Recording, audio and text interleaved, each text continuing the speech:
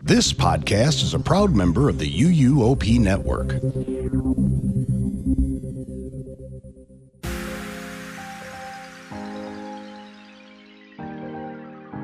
This is episode 648 of the unofficial Universal Orlando podcast for February the 4th, 2025. And it's 107 days until the opening of Epic Universe.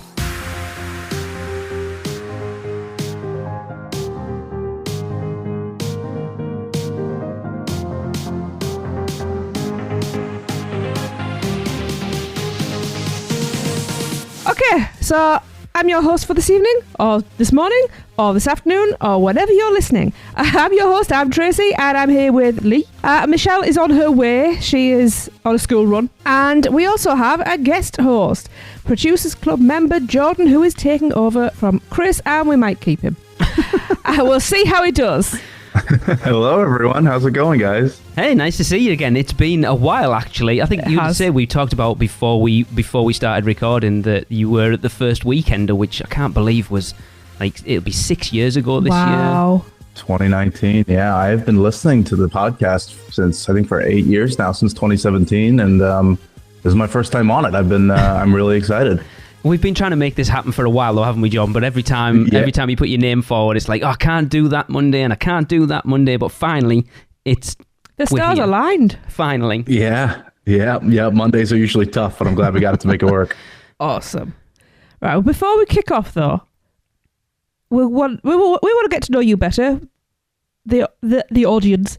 The audience. The live studio audience wants to get to know you better as well. Well, I hope there's no live studio audience. There isn't. So tell us, what's your favourite Universal park? Which one? I mean, I'm going to go... I realised when I wrote this out, I wasn't talking about all the parks around the world. I'm literally talking about Orlando at this point. So which is your favourite park out of the ones in Orlando? This is probably the easiest question. I am definitely an Islands of Adventure guy through and through. Okay. And honestly, I think this might be a hot take, but I think Islands of Adventure is going to be better than Epic Universe. Wow. Okay. Yeah, I think the thrills are there. I don't think Epic Universe has the thrills that Islands has, and just the nostalgia with Port Adventure and everything. It's always been a special place for me, and it's always been my number one park far and away. I think it needs that. It needs Toon Lagoon sorting out, and it needs Lost Continent. But I agree with you. I think if they change both of those lands out to something, dare I say, epic, I think that park still has the potential to be the best of the lot. I wouldn't necessarily say the best of the lot, but it definitely come in a very close second to Epic Universe. I love studios, but yeah, it'll be interesting to see what Studios does with the Rip Ride Rocket. Obviously, that'll be a big factor. I'm obviously. Like the roller coasters and the thrills, and I obviously that's going to be a roller coaster, but seeing what they do with that and a couple other things, but yeah. Well, speaking of the coasters and things like that, which one is your favorite ride? This is a tough question. I have 3 contenders, and they're all for kind of different reasons. I love Hagrid's, but obviously getting in there, no express, tough to get it in the rope drop it and all that good stuff. That kind of takes it down a notch for me. I also love E.T., just because of the nostalgia there and it being the only ride. But I think, honestly, my favorite ride is going to be the Jurassic Park River Adventure. Interesting. Mainly because when I was a kid, me and my dad actually got a sneak peek to the park before the grand opening. Nice. They let us in. Wow. Yeah, and we were going to the back. We were looking for... we're actually looking for the Spider-Man ride. I think I was like 10 at the time or something. And of course, we turned right to Cat in the Hat instead of left when it's right in front of us for some reason. So we're going right, and we get to Jurassic Park River Adventure.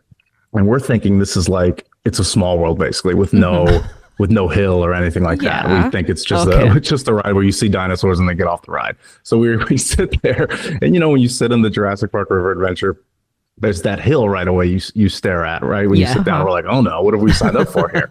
And we go up the hill and we're going through the ride. Like, oh, this is relaxing. And then obviously everything goes wrong. And you go down the hill and stuff. And that's just such a core memory to have all these years later. And I think that's kind of the reason why I got to put it at my number one ride. Interesting. I like that. Yeah. I love that ride. It desperately needs some TLC, but yeah. It does. Yeah. Can't disagree with you there. Yeah. Okay. Favorite on-site hotel? This is another very easy one for me. We are definitely a Royal Pacific family. We go to Royal Pacific I think every single time we go there. I've been going there for like 10 years. So that's kind of, nice. That's the main one. I'd like to stay at Hard Rock one of these years for HHN, but Royal Pacific's kind of got my heart. Yeah, I do. I get that. That lobby it's smell lovely. is.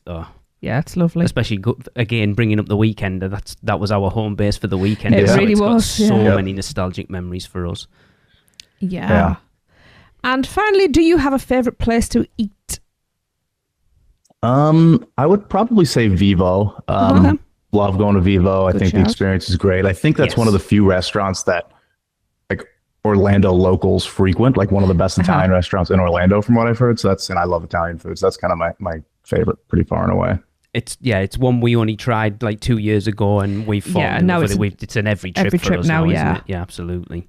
You guys had a meetup there, right? Or was that something else? We were supposed to, and it fell through in the end. We booked it. We tried to book it out for the weekend 2 years ago, and there's a long story. We might bring that story up in the bonus episode. So if you wanna hear that story, join the Producers Club. There we go.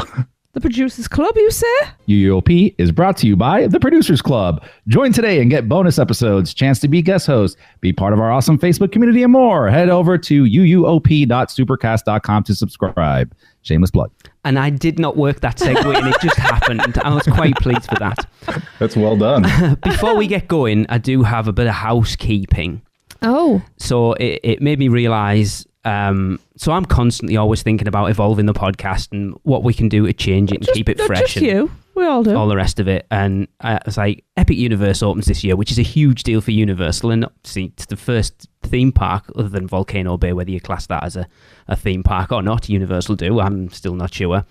So we are going to be doing some subtle changes to the podcast over the coming weeks. We will debut one next week. Oh, is it going to be epic?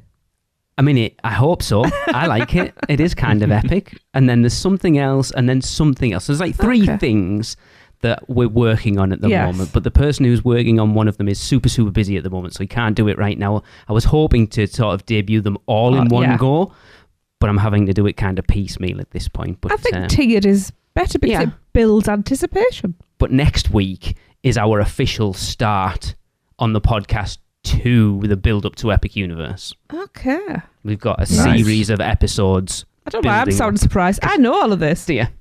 Or do you just... No, you've told me I do listen. Wow. Our official... So we're doing a series of podcasts leading up to the opening of Epic Universe, which isn't far away now, to be fair. It's not. Not at all. Okay, well... Tracy, would you do some Producers Club birthdays for us? Why? Sure, I'd love to. You don't have to introduce yourself. Why not? Because you don't. This is my show tonight. Pipe down. Okay, we are going to start with a February the 5th birthday, and that is Kurt Gombars. Happy birthday, Kurt! Happy birthday! Happy birthday. And February the 7th, we have birthday twinsies. First off, we are going to say happy birthday to Sally Brush. Happy birthday, Sally. Happy birthday, Sally. Happy birthday, Sally. Great birthday. Love that day. And then this other guy, I mean, you might have like heard of him. I like him. That's why he's on the show. It's Jordan Melvin's birthday. Happy birthday, Jordan. Feliz cumpleaños. Well, thank you guys. Thank you. The first people to wish me happy birthday. I'm so excited. So bizarre that it happens to be that this is the episode that you're on and then your birthday is at the same time. It's like, talk about fortuitous. I think it's awesome. That's pretty cool. Yeah. See, I look forward to I look forward to the birthday wish every year. And the fact that I'm on it is awesome. See, in person, I can say to you, I hope you get lots of cake. I hope I do too. Yeah. Yeah. Okay, let's sit back and listen to the dulcet tones of Seth with Little Things. I'm Seth Kabursky, and today we're letting the good times roll with a look at the little things new at the Universal Orlando Resort for the start of Mardi Gras 2025. First off, a few general updates. Universal Resorts released their fourth quarter profits and attendance numbers, and both were flat or dipped. I'd expect those numbers to change later this year. Universal Orlando annual pass holders are now able to buy multi-day tickets at a discount for friends and family online without having to go to the front gate. The resort is celebrating Lunar New Year now through February 15th with some food options in City Walk and the parks.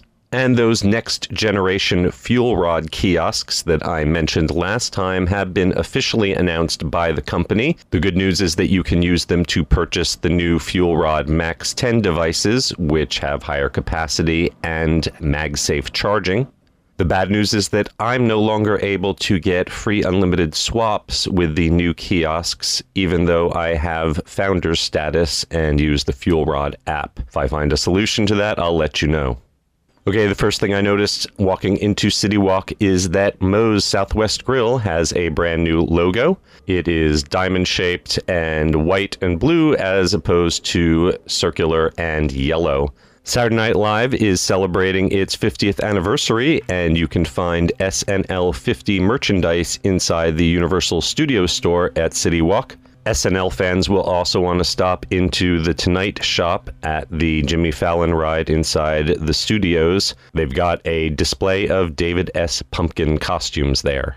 Also in City Walk, the Antojitos Mexican restaurant has reopened after a nearly month-long refurbishment. The interior and the menu look more or less the same. The big change is that they redid the tile floor. Voodoo Donuts has revamped their vegan offerings. You may notice that they no longer mark donuts as vegan in the menu. That's because all of the yeast shell donuts are now vegan, including the Portland cream. They've done this to simplify and because the vegan versions tasted just as good. Obviously, the bacon is still not vegan. On February 8th, Bob Marley's restaurant will be celebrating his birthday with a party, and the Red Coconut Club is now open as the Cursed Coconut Club, celebrating the Mardi Gras season with a voodoo flair. Make sure you step in and check out upstairs where they have a free fortune-telling machine. And I've heard whispers that Pat O'Brien's has opened their upstairs lounge as a secret speakeasy. You may have to ask the bartender for the password. Hopefully that will outlast the Mardi Gras season as well. All right, speaking of Mardi Gras, as we enter Universal Studios Florida, the biggest little news is that the Mardi Gras parade has returned to its traditional clockwise route. Last year, it went counterclockwise due to some construction, but it's back to normal now. Also back to normal are the locations of the Universal Orlando Annual Pass Holder viewing area right in front of Mel's, the Children's viewing area in front of the Hollywood Brown Derby, and the Visa cardholder members area right in front of Schwab's Pharmacy. If you want to ride on those Mardi Gras floats instead of just watching them pass by, keep in mind that this year's free float riding opportunities are going to require a virtual queue. And in order to join that virtual queue, you'll have to have your ticket linked inside your app. Some folks have been having trouble with tickets linked to other people's apps if not all of those people are present in the park. I suggest you head over to the Animal Actors stage an hour or two before the parade and ask a team member there for assistance.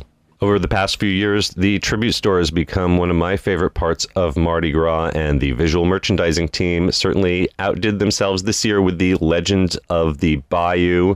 I love the roadside attraction haunted museum theme, and I especially love the reference to Twin Peaks. Remember, the owls are not what they seem. One thing I don't love about Mardi Gras this year is it appears that there are no food modifications allowed whatsoever from the Mardi Gras food booths. That can be a bummer if you are a vegetarian or a vegan, but I definitely suggest keeping an eye out for those Indian dosas. They were quite tasty. The Cinesational Lagoon show is now closed for Mardi Gras and will return in mid-April. The Christmas shop in the New York area is also closed, and I'm not sure if that will return. On an even sadder note, the Gringotts Money Exchange in Diagon Alley is not closing, but the animatronic goblin in there that was previously controlled by a live performer will be going silent, much like Vol did in Volcano Bay. On a more positive note, I was correct that the pedestal in Central Park was for the Lou Wasserman statue, which has now returned. And it looks like the display windows outside the horror makeup show are getting some love. They've been papered over for a refurbishment. Finally, 2 small strange notes in the studios from the children's area. On the ET adventure, I noticed that the owl who hoots at you just before you drop onto the cop car has temporarily disappeared. Hopefully he'll be returned soon. And last time I mentioned there was a Dogman photo op. We've also now spotted a Dogman meet and greet tied to the new movie, as well as a new menu item at the DreamWorks Cafe. You can get a can of Rough Mix, which is mac and cheese with beef. We're going to wrap up with a few quick notes from the other park. At Islands of Adventure, they are testing out a ticketless entry system where they will scan annual pass holders with photo validation and let you into the park without needing to actually scan your ticket. This is a prototype of the way entry should work at Epic Universe. I'd hoped to report by now that Pteranodon Flyers was open again, but it seems like they are going to be testing that for a bit longer.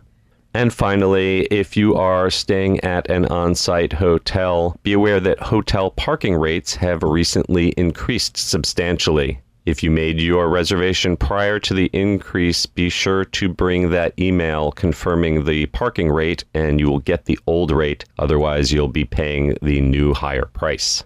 All right, that's going to wrap it up. I'm Seth Kabursky, and as always, you can find my book, The Unofficial Guide to Universal Orlando 2025 at theunofficialguides.com. I'll be back in a couple weeks. Until then, I'm keeping an eye on all those little things at the Universal Orlando Resort for you. And again, on my soapbox, as I always do, it still really annoys me that they charge for parking at the hotels. No. It's absurd. Yeah. It's not, like, I'd be interested. Spoilers, by the way, we haven't really said it, but the reason why Chris isn't here is because he's currently staying at a Universal Hotel. We won't talk about it quite yet, which one he's staying at, but I'll be interested to find out how much he's paying at the one that he's staying at right now. Jordan, are you a Mardi Gras person? Do you go down to Universal for Mardi Gras much? You know, I've been a couple of times. Last time was 2020, actually, so right before the pandemic and right before when we were there. Kind of all the food booths. I think I missed you by a couple of weeks, but yeah, I was there for my birthday, actually. So I was there literally a few years ago today. We usually go for HHN, but Mardi Gras is kind of the second most attended event we do, just because to get out of the cold a little bit. But yeah, I do love it. Yeah, it's definitely something, because you've sort of said now, haven't you, that you've done the holidays now. We're kind of we'll put that to bed. That scratch is definitely that itch is itched. Yeah, scratch is itched. Itch is scratched. Because obviously, like 2020 Mardi Gras it wasn't running every night, whereas they run the parade and everything every night. So it's a much bigger event now than it was pre-COVID, which I love, to be fair. And it is somewhere, I know we've talked, there's talk about a weekender Mardi Gras next year, isn't there? Yes. Michelle didn't say that would no. Be awesome. So I guess that must be happening. But there's a few of those things I want to talk about more when Chris comes back. That speakeasy at Pat O'Brien's. Oh, yeah. For those people in the Producers Club, you might have seen that speakeasy because Chris was in there on Saturday night. Very jealous. I do like a speakeasy. But it really is a speakeasy. He said so I will let Chris talk about it a little bit more, but basically they were in Rising Star. The bartender at Rising Star said, hey, you should go to the speakeasy in Pat O'Brien's. And Chris was like, what? The bartender there gave him the password. He said when they got there was an actual bouncer on the door that he had to give the password to, otherwise they wouldn't let him upstairs. Great. And he ended up talking to the woman who actually, whose brainchild it wasn't, created it. Yeah, so Chris doing the Lord's work for UUOP. The Lord's work. Yeah. Have you guys seen the Cursed Coconut Club yet this year? Yes, I've seen the outside of it. I don't know whether I've seen the inside of it. I'm pretty sure we saw something. They really seem to have stepped up their game from the other sort of themes that they do there. They have a fortune teller there now, and they have a bunch of. It just seems like a step up. Yeah, we were watching Jackie Super Enthused. Yes. She was there. So I know, again, Chris was there at the weekend, and he was saying that now all 3 bars have a different menu. Good. He was also telling me that apparently they're going to debut something next week that's he called it Black Magic, some sort of Pepper's Ghost effect. I'm sure he will talk about it much more in 2 weeks when he's back on. But yes, you are right. They sort of took over that space, and now they're really seeing every iteration, whether it be the Cursed Coconut Club or the Dead Coconut Club or the Green and Red Coconut Club, are really up in the game every year because they're starting to see, every season, because they're starting to see what they can do with that space. Yeah. And Mardi Gras should be a big celebration. Yeah. So I'm glad that they're doing this, making it bigger and bigger. Yeah, because I've said it for a long time. Like, holidays was the only thing that was like resort wide, and now they've realised that that's what people want when they come. So they're doing it with the holidays and they're doing it with Mardi Gras, and I think it's awesome. Yeah. Yeah. Speaking of holidays, it's kind of a bummer that the Christmas store may be closing for good. It sounded like what Seth was saying. Yeah. We always stick out. We don't tend to buy from there, but we always stick our heads in and have a little look. You tend to spend more time in the one in Ireland than the one in Studios. I do, because it's bigger. Yeah. It's a strange... And also I can buy everything on the way out and not carry it around. I wonder if what they'll put in there if it does close. Would be interesting. Yeah. It's not a huge space either. No. Was this the one in Islands that's closing, or Studios? Studios. So the one on the corner. Okay, I thought it was Islands. No, the one on the corner opposite, like the extended queue for Transformers. Oh, if it was the one in Port of Entry, I'd be protesting. That's what I thought it was. Yeah. That would have been a real bummer. Yeah, no, really just that little one in Studios. Food stuff, because I made my Taste of Universal debut, which will be coming out tomorrow, at some point this week when it comes out. Yeah, I was trying to figure out what day that actually was.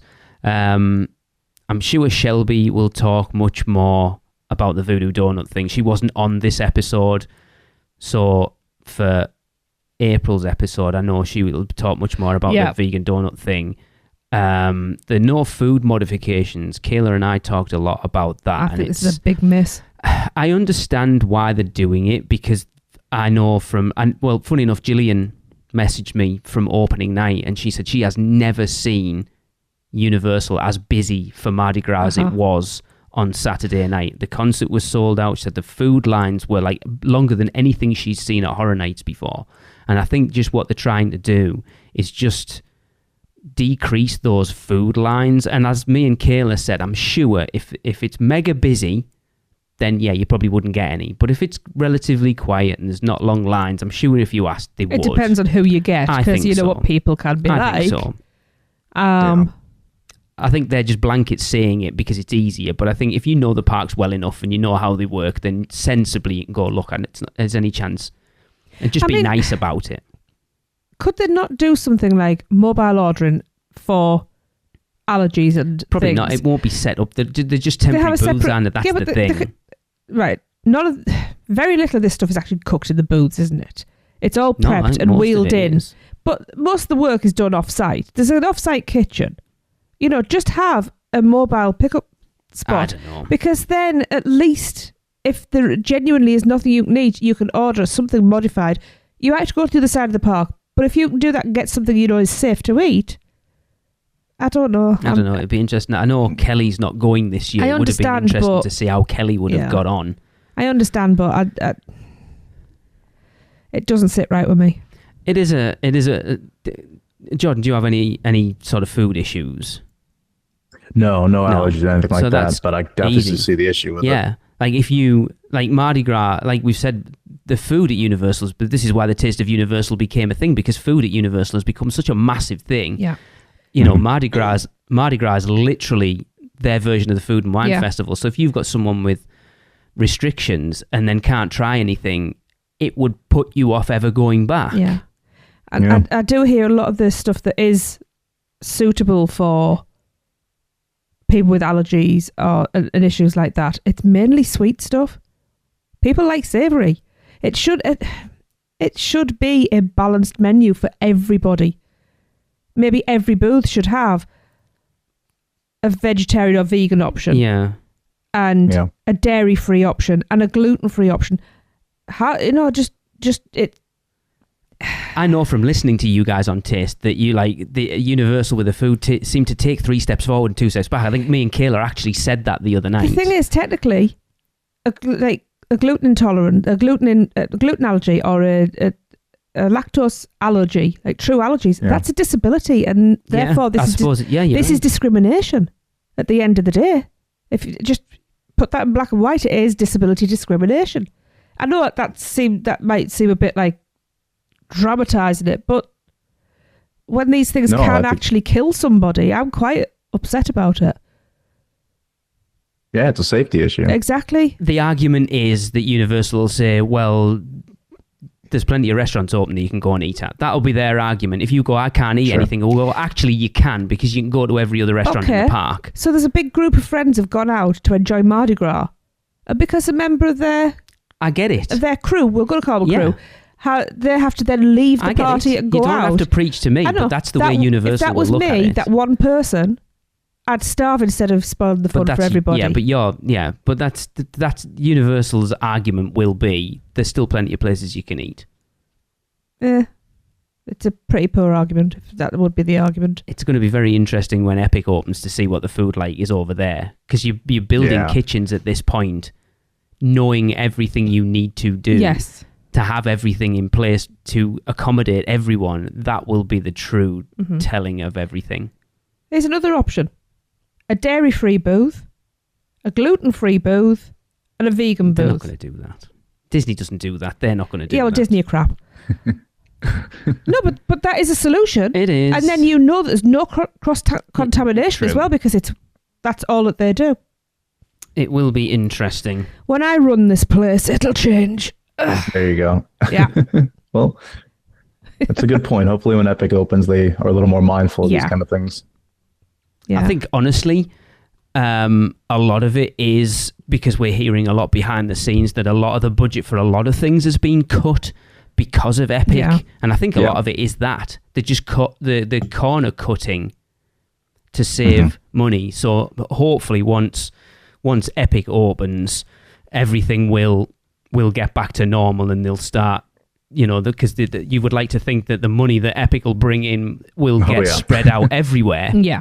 And hopefully, those two parks will get pushed back to what they are. But yeah, right now it's there's somebody at the door. And all the Brits of a certain age are now chanting something different. I don't know what you're on about. Oh, there's somebody at the door. There's somebody. Hello, Michelle. So it's something from our childhood. Hello. Oh, she made it. Hi, Michelle. How are you? Barely surviving. I know that feeling right now. We've just been slagging off the Mardi Gras no food modifications for this year. No, not slagging off. Yeah, we have. No, all valid points. For the fact that Universal have stated that there will be no food modifications at Mardi Gras, any of their food booths this year. What? Exactly. Yeah. So what about all those people that need one? Tough titties, I guess is the answer. As I've just pointed out, it's when it comes down to it, it's a disability discrimination. I mean, pretty much. It's one thing to ask just because it's preference, but it's another if it's a dietary necessity. Yeah. So, I mean, your whole crew would have issues eating at Mardi Gras. It'd be interesting because I'm sure Shelby's going to be there all the time. April's episode should be quite interesting. It'll probably get very angry. I'm sure. Well, that being said, Miss Food Expert Tracy, are they providing additional options or more than before for dietary restrictions? No. Nope. Don't be silly. Whoa. It's all cut. It's all cut. As we've just said, the issue that the Universal's argument will be just to say, oh well, there's plenty of other places you can eat in the park. Yep, Disney. See ya. I don't think it'll be quite that bad. So I have to bring this up. I know Tracy looked at me when Seth mentioned it. The Dogman. I need this. So again, we talked about off air that I'm currently doing a podcast with our good friend Blake Braswell, who used to work at Universal, and he took his daughter to see Dogman on Saturday morning. And it got 2 thumbs up from Afton, apparently. Awesome. Nice. But have you seen... Seth mentioned it there. So they're doing a new food item in the Imagination Cafe, where there used to be Kids Zone Pizza Company. And I assume it's themed towards this Dogman thing. I have no idea what it is, but it's rough mix. It's in a tin can, and it's supposed to look like a tin of dog food. It's mac and cheese with Picadillo beef. And sounds amazing. Okay. So I did see that, someone found out that they're reusing cans. So if you take the rough mix label off it, underneath is a Who Hash can from Green Eggs and Ham over Islands of Adventure. I mean, okay. Hey, waste not. Waste not. It's just funny. I wonder how do you find out that that's what's underneath? It made me wonder about you. Was it Fedra? Oh yeah. Is that printed or is that I'm label? not peeling those off. No, I'd kill you for that. No, I'm not doing that. But that's quite it's funny. Michelle, you're not going down for Mardi Gras this year, are you? No. We could do I'm not even considering it. Don't even talk to me about it because I cannot be tempted. Really? Well, you can be tempted, be honest. I bet I could. I bet an escape is exactly what you need right now. Tracy knows why, because Audrey's trying to make me go to Los Angeles to go see a J-Hope from BTS concert. And then I've got Epic in May, and then we're going on a Greek cruise in June. I mean, I'm already broke and I haven't even started the year. Well, what's some more debt then? I've already spent my year's salary, and I haven't even. It's not even February. I am gonna. Yeah. I'm gonna pull out. If we were on video right now, I'm just gonna play this. Do you see this? A little bitty violin. It's the tiniest little violin. Because Michelle, if you want me to be jealous that you're doing 3 days at Epic Universe and staying at Helios, I'm not jealous. I am. I'm not. I am not going to give you any sympathy. No, I'm not looking for sympathy whatsoever. However, I absolutely cannot go on any additional trips. That's my point. No, she's tapped out. I never thought I would hear Michelle say that she's tapped out for trips to Universal. I mean, I literally have to be tapped out at this point, or my family will not eat. I mean, look, Michelle, it's to that point. We'll buy those Helios rooms off you and those Epic tickets if you really need them. Oh, yeah. That's not true, because I have some tickets that I could sell you, but you're not interested. No, it's not that I'm not interested. We are interested. It's just much. Yeah, no. Yeah.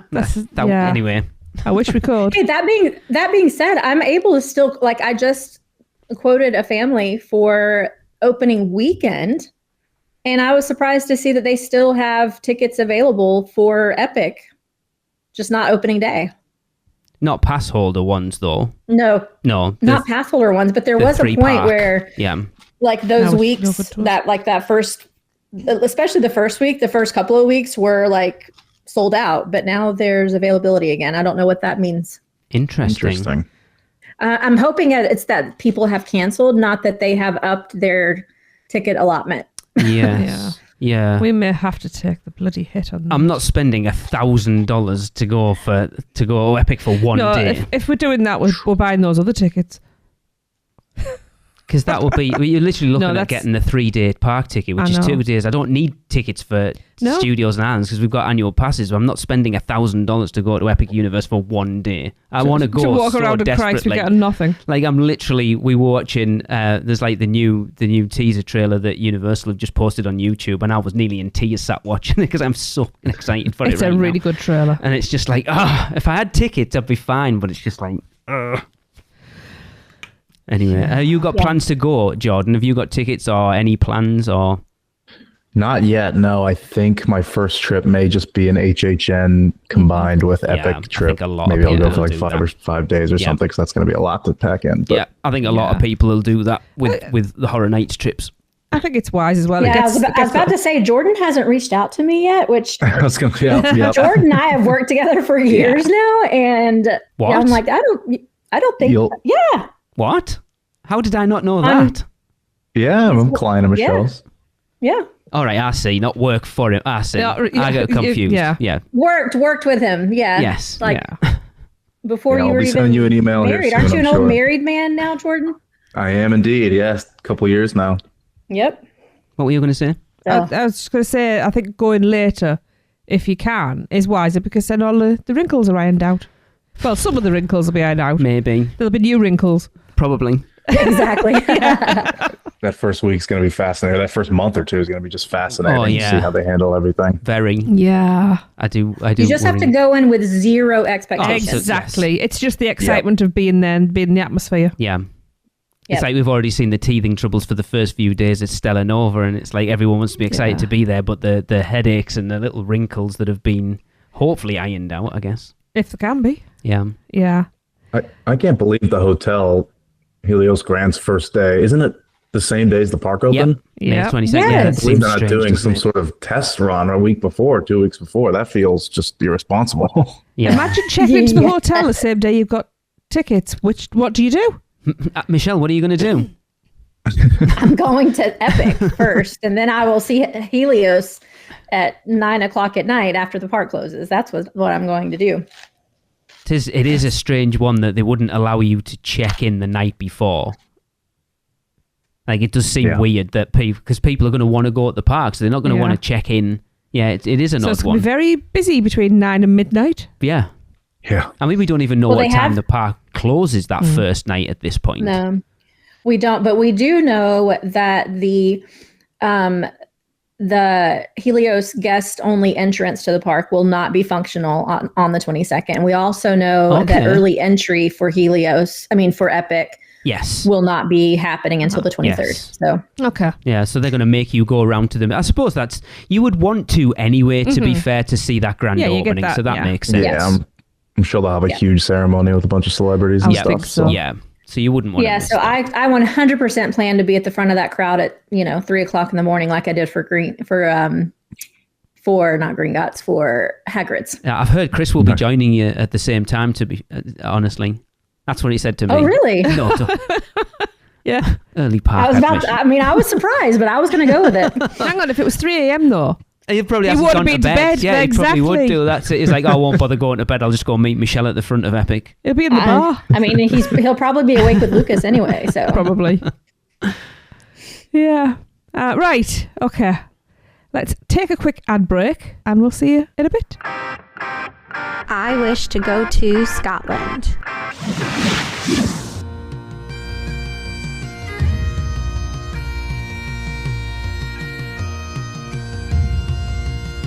They may take our lives, but they'll never take our freedom! Where can our vacation wizards take you? Just tap the port key at portkeyvacations.com and let the magic begin. Welcome back, everyone.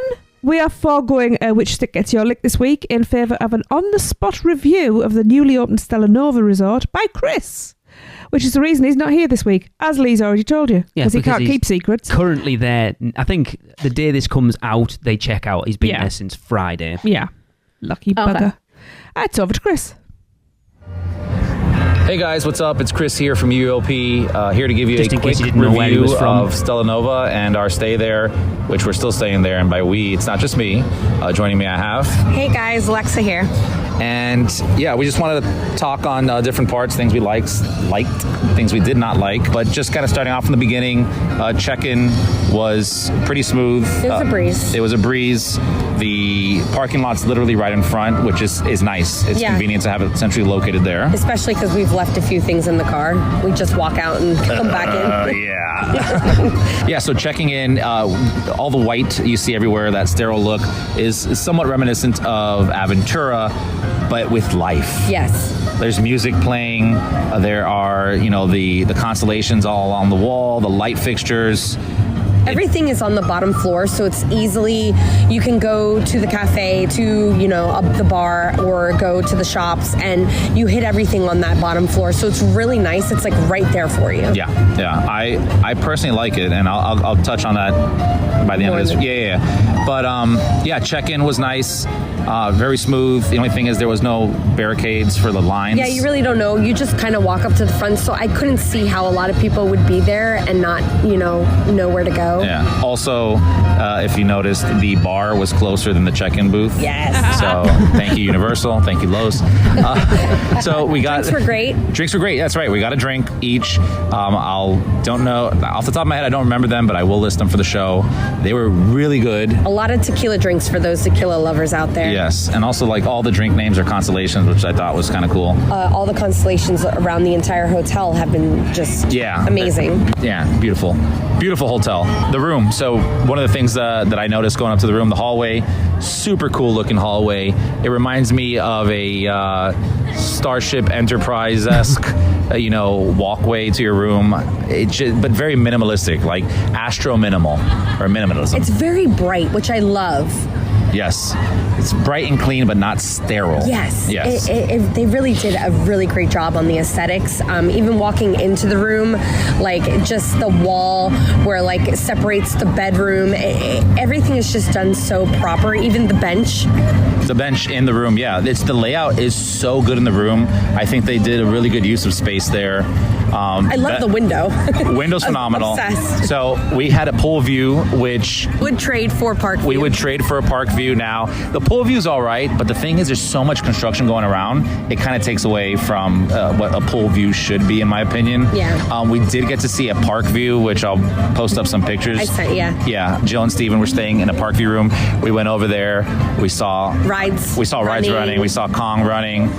We're hoping tonight to see some of the stuff lit up over there. Yeah. It'll be fun. But yeah, our room, we really enjoyed it. The bed was comfy. Everything was good. The lights do shut off. They are automatic, yes, which we hated. Right. That's a dislike. Yeah, huge dislike. They're automatic lights. So you walk into the bathroom, it'll automatically turn on. Take a shower for longer than 2 minutes and they turn off. I'm kidding about 2 minutes, but it felt like that. No, but seriously. So you're just dark in the shower and having to wave your hand outside. Also, just don't leave the bathroom door open because the reflection you will see outside. Just FYI. The pool was great. Yeah, we did some pool time today. We soaked our toes in there. People were complaining that the hot tub was just as cold as the pool, just saying. Okay. Bar drinks out there were different Bar than drinks, inside. yes. And completely different menu. So good. Try the guava one. Forget the name. Chris will follow up on that one. Yeah, drinks are good out there. Same prices as the inside, which is like $16-ish a drink. Yeah. Which is your standard resort prices. The cafe was kind of No. Okay, yes. So let's go back to the first floor where the lobby is. Past the lobby, you have your Universal merch store. It's pretty small. Yeah. And then you have your cafe, and then you have just the elevators to your room. Yeah. The cafe, I'm going to go into way more detail on the show. It's just a window pickup or a window to order. And it's odd. Pickup window. Because you have to order through a window. There's no pictures of anything, and you just have to kind of like say, hey, yeah, we'll try that. And then you got to go somewhere else to pick up your food. Again, we have barely any tables. Yes, there's not that much seating area and hangout area there, which is kind of a bummer. But this is also a smaller hotel. Yeah. Which, to my next point, something I really did like was they were about 75% capacity, and it felt empty. Nice. It was empty. Really nice. It doesn't feel like if you sit at dockside, you know how busy and how much foot traffic go there. This was not that. So we did enjoy that part. So prior to the cafe, there is a little area where you can get like your normal grab and goes, as well as Starbucks coffee too. Yeah. So that was really nice. Mm-hmm. And don't forget the gym. Yeah. Man, let me tell you something. That gym. I don't even know where it's at, to be honest with you. We haven't been there yet. I'll find it before the trip's over, just so I know where to avoid. That aside. Oh, and we still haven't done the level. The starlight hallway thing. We're gonna do that tonight or tomorrow. But we did hear from a few people that it's nice. Just temper your expectations and you'll enjoy it. More geared towards kids and super cute, but totally worth it. Something, cool. Yeah. But honestly, not too many dislikes, a lot of likes. Overall, I would stay again. I would 100% stay again. Actually, one thing I did not like, and this is not the hotel's fault, is going to Universal, like Islands and Studios. Oh, it's a 15-minute bus ride. It's a 15-minute bus ride. Feels like half an hour. It feels really so long. Does. And I know this hotel is geared towards people going to Epic, but people don't just come for Epic, they're going to go for the park. So people that are used to going Universal aren't used to traveling as much to get to the parks, unlike Disney heads. They're kind of used to that, right? So we're going to have to... I don't know how that's going to work with City Walk, to be honest with you. That's a whole nother thing, because I could see that being a problem. But... You could walk to Epic, though, so... Epic, yeah. You didn't mention that. Parking lot. Go park in the parking lot. Look forward, you see the hotel, which is gorgeous. You can literally... And you turn around, look back, and Super Nintendo Land is there. Yes. It's so weird being right there. Yeah, it's basically like if you were staying at the Hard Rock. Correct. Or probably closer. Closer. Yeah. Yeah, it's literally just a street over. Yeah. So the bus ride over there, I'm not going to fault Universal because can't really do anything about that. But overall, honestly, we've loved it so far. We'll see if anything else happens over the course of the trip that changes our mind. But I would definitely stay here again at the price point. I'd probably give this hotel like a 7-8. 7.5. And again, we're halfway through our trip, so it's been great. It's been good. Yes, it's been great. We will give a full review soon. But yeah, we are enjoying the stay so far, and we'll keep you guys posted. Talk to you later. Bye. Bye. So I've spoken to Chris over the weekend, so I've heard a bit more about the hotel overall, but that was pretty much the gist of it. They really liked it. Mm-hmm. Yeah, that was some different things though. The cafe area, that's weird. Yeah. Yeah. And this goes to, Michelle, what I was talking about 2 weeks ago, that with not having somewhere proper to eat there, once you come out of Epic, if people do want to eat, then you're having to schlep all the way up to City Walk, which, as they said, is 50 minutes is nothing really, but I know we watched Vincent Vision. He stayed there opening day, and they got up the next morning to do early park entry. So they got up at 6 a.m. and I think they got the first bus out of Stella Nova, which was 7 a.m. They stepped on the bus at 7 a.m. They got to the entrance of Islands of Adventure at 7:40. Ooh. Yeah. Wow. That's a trek. Yeah. Because I would consider... that's probably work traffic as well. At 7 o'clock in the morning, work traffic in Orlando. You know how much Americans work. Yeah. They never traffic sleep. In Orlando should be the same pretty much all day long. I don't think that would make that much difference. But this is... So we have a tentative Horror Nights trip booked this year. Well, we haven't got it booked, but we're talking about it. And I was thinking maybe we'd stay at Terra Luna. Because then Chris has stayed at Stella Nova, you've stayed at Helios, and we do the other one, so we can review all of them. Yeah. And yes, we'd probably do Epic a couple of times, but then with Horror Nights, it kind of puts me off wanting that trek back to the hotel after a night at Horror Nights. I have a solution. Yeah. Stay at Hard Rock. Yeah, but I want to stay at... No, just for the nights we're doing... That'd be most of the time we're there.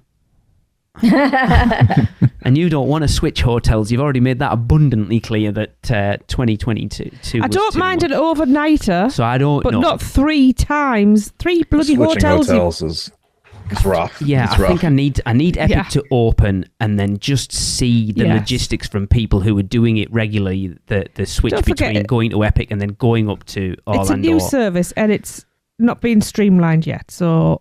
At least it wasn't bad. That's true. Yeah. And I wonder if those bus-only lanes are functional that's now. An interesting point. Yeah, we'll have to ask Chris when he comes back on. I was going to say, see, they may not open until Epic opens. Maybe. I mean, did you guys see the bus that set on fire there this weekend? Mia's bus, not the Universal bus. Yeah, outside of Stella Nova, Mia's bus yesterday, wasn't it? Was on fire, like proper on fire. Yeah. Oh my goodness!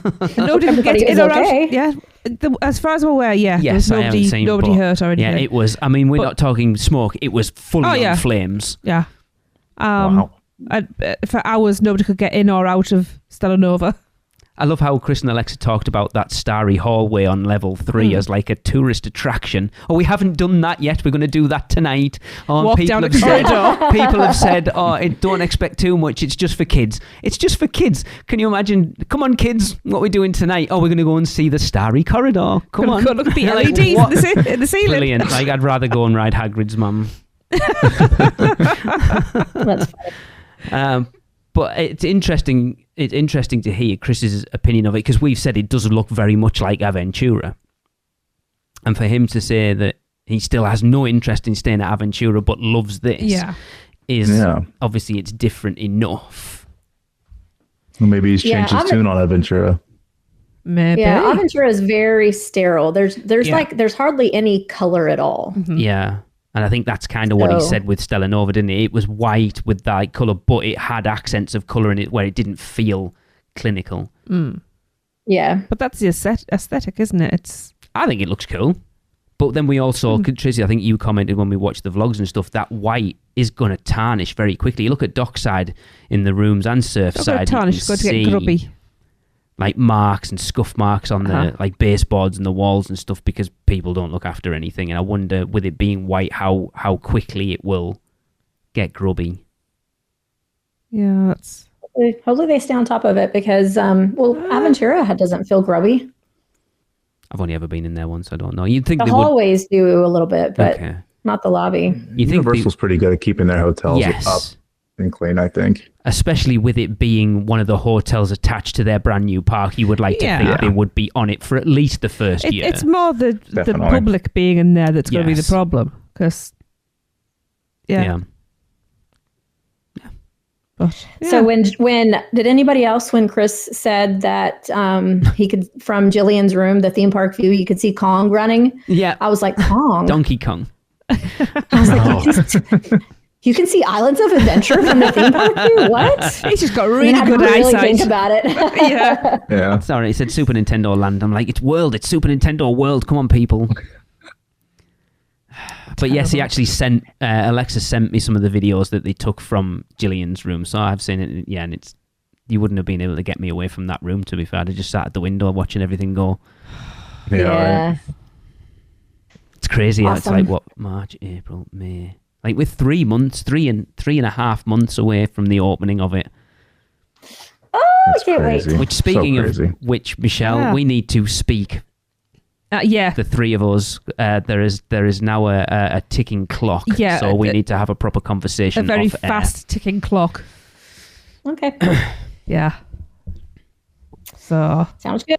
Yes. Okay. Let's move along. Universal have announced the lineup for this year, and it includes some interesting events. Yeah, Universal Mardi Gras, International Flavors of Carnival has begun, and will run through March 30th, where guests can celebrate 30 years of letting the good times roll, all while dining on international cuisine from across the globe, watching a spectacular parade with dazzling floats, and enjoying live concerts with some of the biggest names in music, from T-Pain to Joe Jonas. And I think T-Pain already played, right? He did, and apparently that concert was at capacity. Yeah. It looked like it, but Chris and Alexa were there, weren't they? Yes, and I've seen a video that Alexa posted on her Instagram story, and they were way in the back. Yeah. People were, 4 or 5 hours before? They were way in the back, yeah. But there was problems, wasn't there, with people getting out of the parking garages? Yeah, again, I think I was telling these guys, Gillian messaged me on Saturday night saying that she has never seen Universal that busy. Said all the food lines were longer than they were at Horror Nights. She said she has never struggled to get out of the parking garage on a night. And she said she literally was sat there. When she messaged me, she said, I've been sat here 15 minutes. It's utter gridlock and I haven't even got out of my parking space yet. See, that's crazy. That's when they need people with the light up buttons directing traffic. Just don't leave as soon as the concert's done. Go and play mini golf or something. Go get a drink. There's plenty of stuff to do. I'm surprised they put T-Pain for the opening night. I think he's arguably, without looking at the list, the most popular person going. I didn't quite possibly, big. Okay. Yeah, he's pretty big over here. At least he used to be. But I mean, he's still a household name for sure. Yeah. Mm-hmm. Okay. I mean, and it's a free concert. Yeah. So, very true. Yeah. Yeah. You know, everybody and their mama is going to come out for a free concert, especially if you're an annual pass holder. Exactly. Oh, yeah. Again, we've said I'm desperate to get back over for Mardi Gras. Yep. Next year, Michelle. Next year. Weekender. Oh, God. I love it. Hyperventilating. I got too much to do. You're all right. You've got a year, Michelle. It's fine. We've got a year. You have no idea how long it took me to plan the last two. Okay. Well, you've got a year, Michelle. I'll be going to that one if it happens for sure. Yeah. We've got one person in. We're all right. Can we talk about something that makes me not hyperventilate, please? Yes, please. And that is Halloween Horror Nights. It makes a lot of people hyperventilate, but not me. No. Halloween Horror Nights, yay, returned earlier than ever before. I feel like they say this every year. Yeah, they do. Yeah. On select nights beginning August 29th through November 2nd. Guests will face terrifying haunted houses inspired by cinematic greats and eerie original stories, sinister scare zones, live entertainment, exclusive merchandise, and themed food and beverage items. So current rumours. Terrifier is apparently rumoured for this year. Need to be there for that. A house based on the Amazon TV series of Fallout is apparently a strong rumour for this year as well. Cool. The Last of Us Part 2. Again, we don't know because of what we heard between the licensing with Nintendo and Sony, so that will be an interesting one. Yeah. Oh, yeah. Yeah. Isn't there another, is it another Insidious? Another movie? Rumor? I haven't heard that. No. What about Beetlejuice? Oh, no, The Conjuring. Conjuring, wasn't that one of the rumors? I haven't heard that, but it wouldn't surprise me. No, it wouldn't surprise me. Because it's something that a lot of people have wanted for a long time. Let's face it, it's going to fit really well. Absolutely. Isn't there a new Conjuring coming out this year as well? I think so. I think so, yeah. And then Megan, we've got a new Megan coming out this year, so I wonder if that... And Jordan's just said... What was it you said, Jordan? Beetlejuice, yeah, that is sequel too. Yeah. Okay, Beetlejuice. That'd be your fun house. But then again, I expect this year to be similar to last year's because of from what we've heard, the budget cuts for last year is going to be the same as this year. So I'll expect it to be more original heavy this year, like last year, which I'm not against, not at all. Because to be fair, I mean, I know we didn't go, but from doing the walkthroughs like on YouTube, they looked phenomenal this year. There was a lot that I was absolutely devastated to miss. Yeah. So... There were, as always, there were some hits and misses, but for me, more hits this past year than there were misses. I mean, let's be honest, how many years have we been going that we say that generally our number one is an original house? It's rare that there's an IP that's our number one. Mm-hmm. But you missed that one last year, sorry. All right, I know.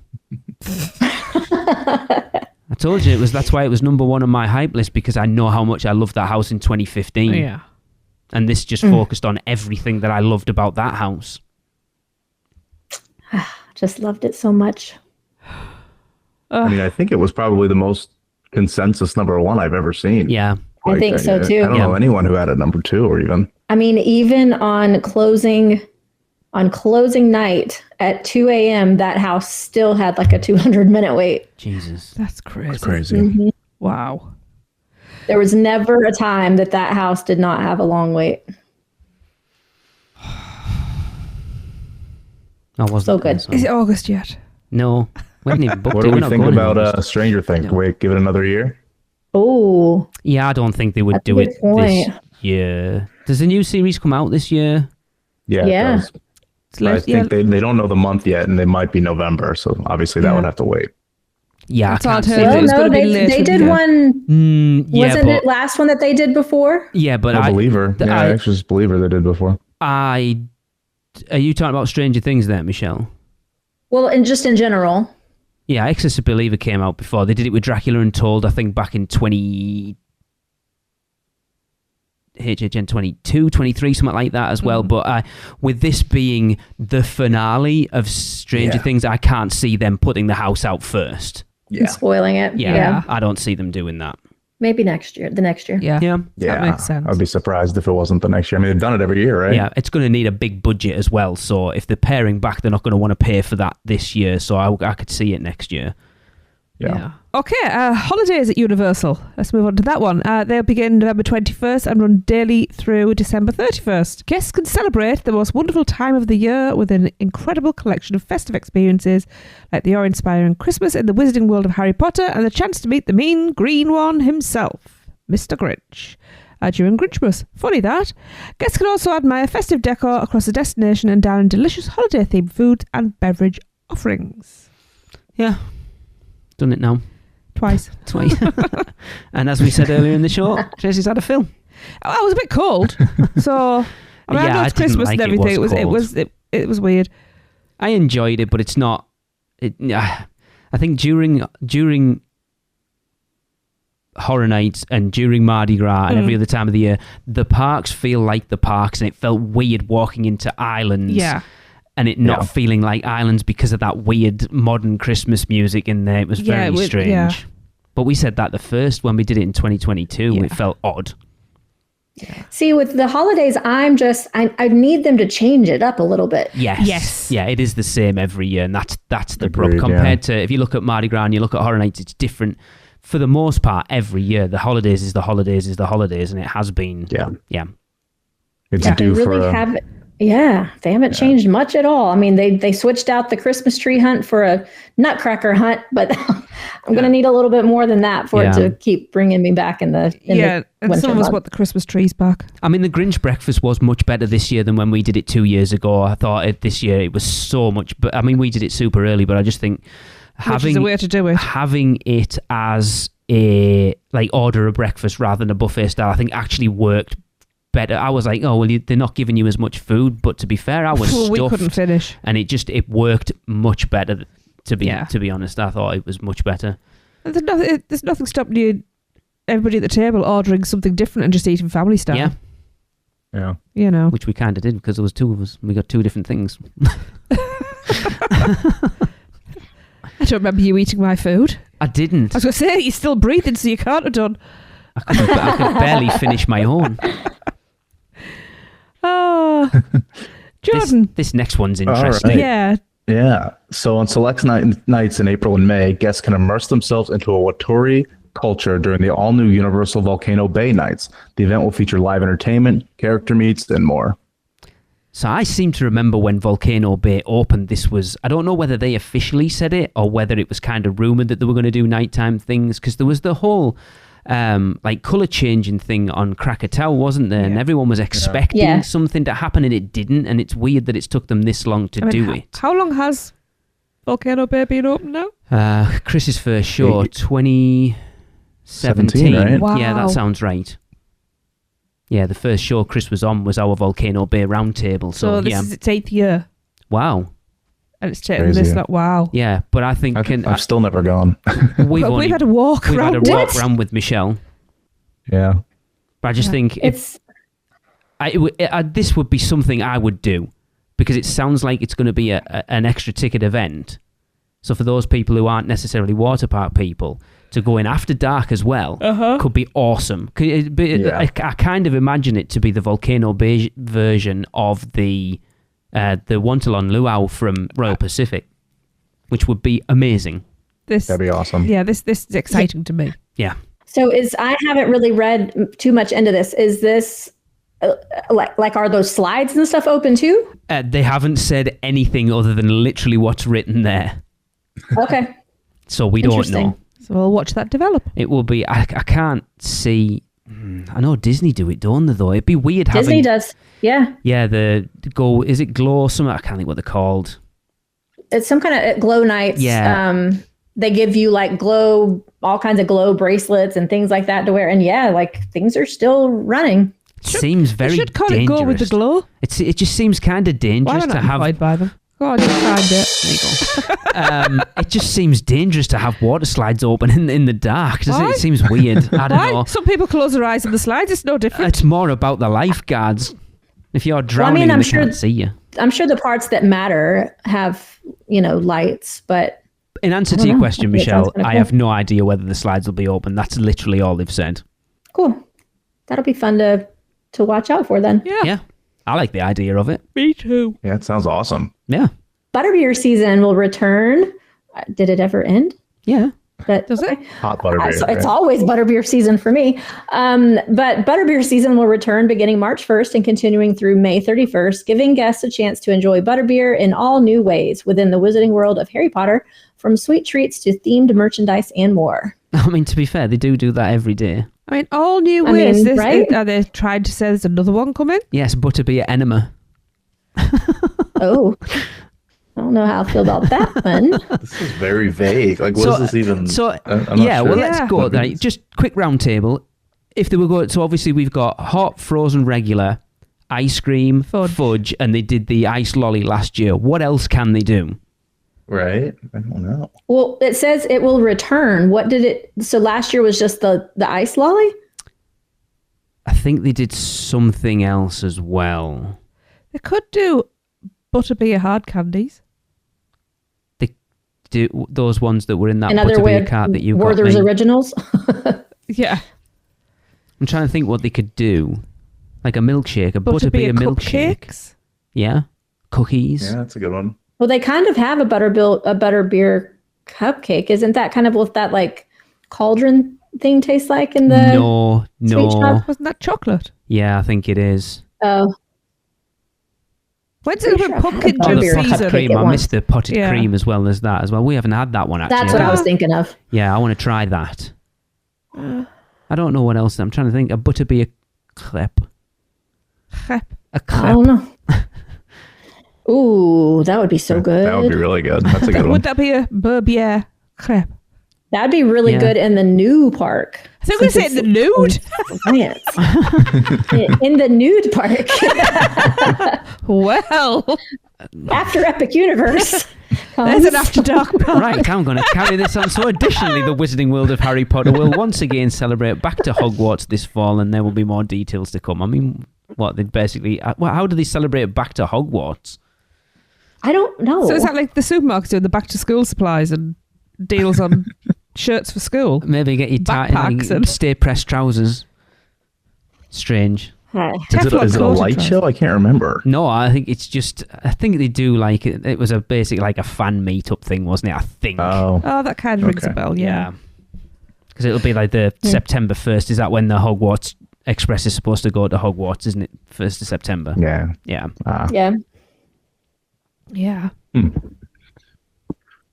The fun doesn't stop at the theme parks, with a variety of events at Universal City Walk throughout the year, from the Mardi Gras after party to a St. Patrick's Day celebration at Pat O'Brien's, and summer live music to the Red Coconut's transformation to the Cursed Coconut Club during Mardi Gras, Dead Coconut Club for Halloween Horror Nights, and Green and Red Coconut Club for the holidays.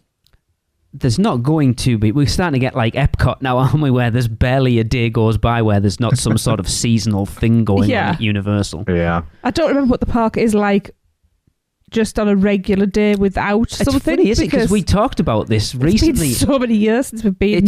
2013 was the last time we went to Universal Orlando out of a season. So not Horror Nights, not Mardi Gras, not the holidays. 12 years ago. It's just January in the summer, right? Yeah.